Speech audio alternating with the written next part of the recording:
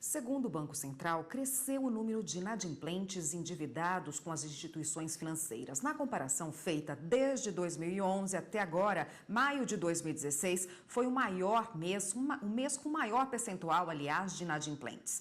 Quais os direitos do consumidor e das empresas no caso de dívidas?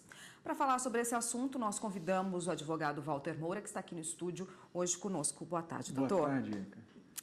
Quais os direitos da pessoa que está endividada? A gente sabe que hoje em dia, né, com a crise econômica até, muitas pessoas perderam o emprego e aumentou muito.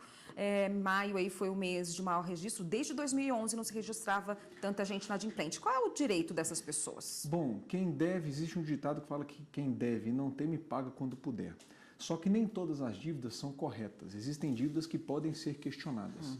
Os questionamentos nem sempre são feitos na justiça. Existe uma via que está sendo estimulada, inclusive pelo novo CPC, que é a tentativa de negociar a dívida ou renegociá-la com a própria instituição credora.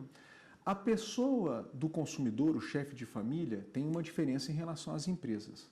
As dívidas, o mais importante que o consumidor tem é informação, doutora Erika, é ter acesso a todos os componentes que levaram ao valor que chegou àquela dívida.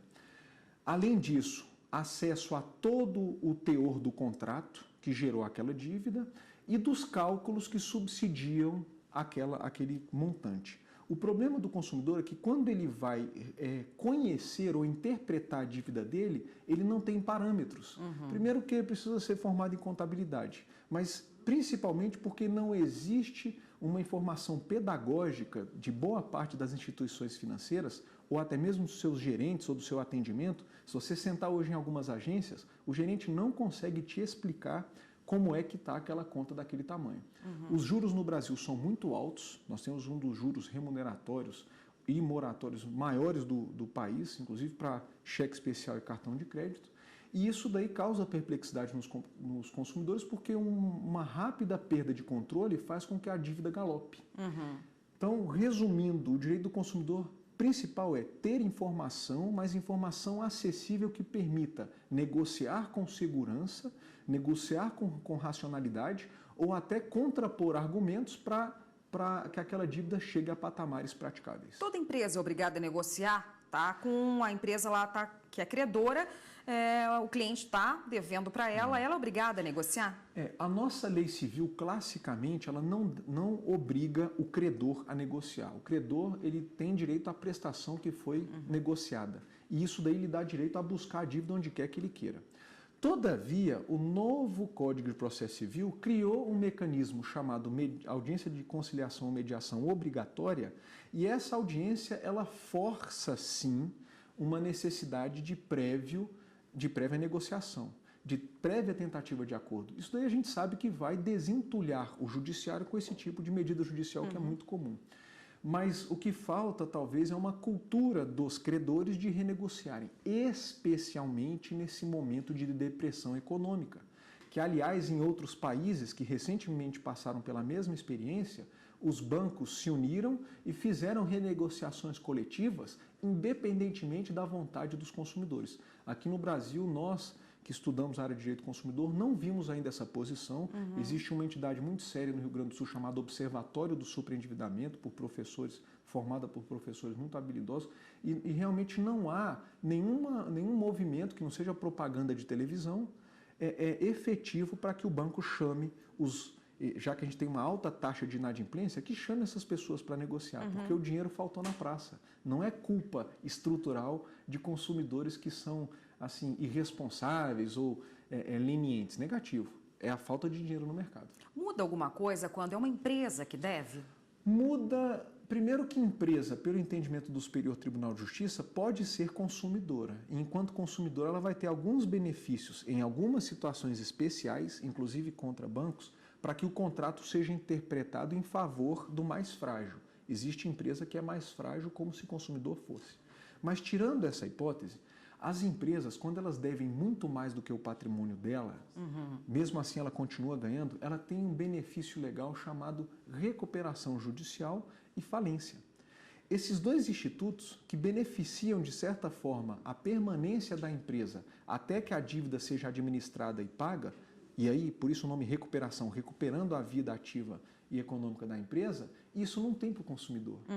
Então a empresa hoje ela tem um leque maior de opções, ela tenta se defender com o Código de Defesa do Consumidor, principalmente contra bancos, e se ela não consegue negociar as dívidas e a dívida ultrapassa o patrimônio, ela vai para os institutos da recuperação judicial e ou falência que não atingem o consumidor. O consumidor tem em seu favor um projeto de lei no Senado que já está na Câmara, já tramitou bastante, a gente espera que fosse aprovado, que é o PLS 283, que criaria a chamada falência da pessoa civil, que é o direito do superendividado. Tomara que isso aconteça no Brasil agora nesse período. Muita família vai ser salva com isso, que é a possibilidade de você criar um mecanismo especial para proteger um mínimo de renda para a família sobreviver e depois pagar a dívida dos credores. Até porque o credor, quando ele empresta para quem está perdendo a capacidade de pagamento, ele tem uma parcela de responsabilidade nisso. Tá ótimo. A gente volta nesse assunto, ainda tem várias dúvidas nesse sentido sobre o superendividado, sobre o endividamento e o direito do consumidor nesse caso. Só um minutinho, por favor, a gente vai para o intervalo. E a gente volta a falar com o advogado Walter Moura, que hoje está aqui no Jornal da Justiça, falando sobre o superendividamento, os direitos do consumidor que estão inadimplentes, estão endividados, das empresas também, né, doutor? Se a pessoa deve para um banco, ele pode descontar do valor que entra, por exemplo, do salário da pessoa na conta dele, pode descontar o que está devendo? Infelizmente, alguns contratos, apesar do Código de Defesa do Consumidor ser uma lei ordinária que deveria ter sido respeitada por todos os bancos, infelizmente ainda tem cláusula contratual, principalmente quando você recebe o seu salário e faz um empréstimo no banco, que autorizam o banco a simplesmente dar baixa no salário pegando a prestação devida. Isso viola o princípio da dignidade da pessoa humana porque retira um meio de subsistência do cidadão. E isso daí acontece muito porque a pessoa perde uma função gratificada se é um servidor público, perde um emprego no setor privado ou perde aquela promoção maior que ele tinha, ou um segundo emprego, etc.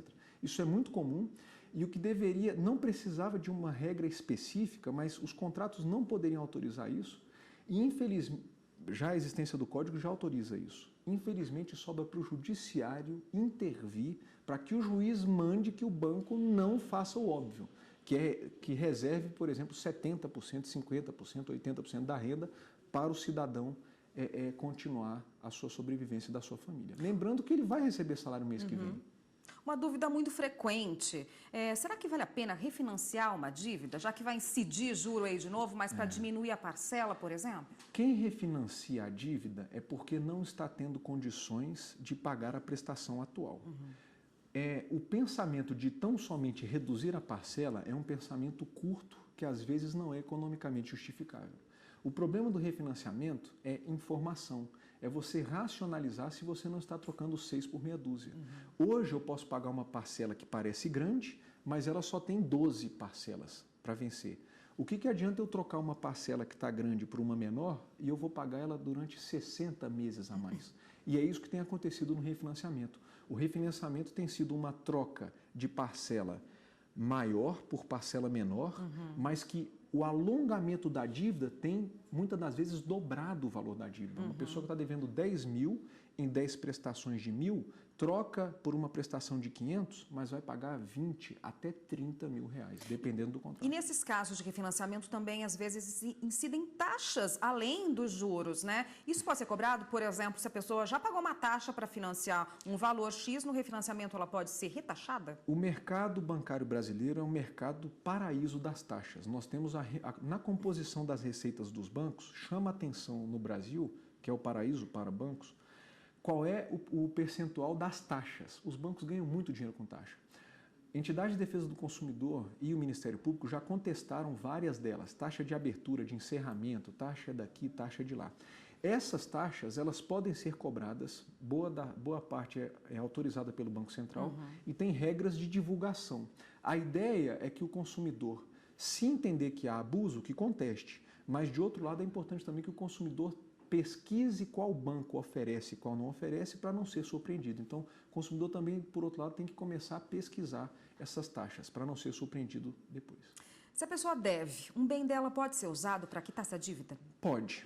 Comerciantes têm mais experiência de vida de colocar patrimônio próprio para pagar a dívida. Então, o comerciante ele vive devendo e não se abala com isso. Agora, o cidadão comum, que não é do comércio, que tem uma profissão não vinculada a esse vai e vem de patrimônio, ele sente dificuldade de desfazer de um carro, desfazer de um imóvel, porque a ideia dele é sempre acumular.